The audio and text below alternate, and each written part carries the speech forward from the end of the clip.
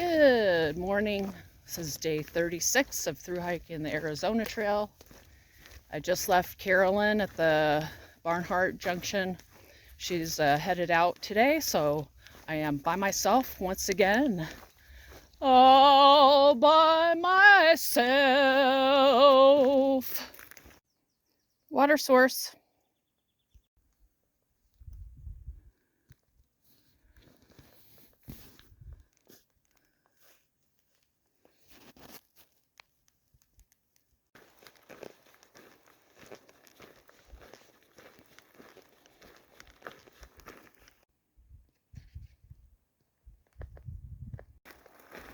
It's really pretty in through here.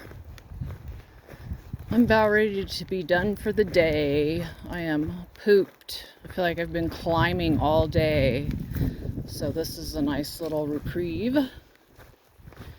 And I should be coming up on some water here, and I'll get some water for the night. Ah, I see it. A pool. A scoopable pool. It's home for the night. Sweet spot, too.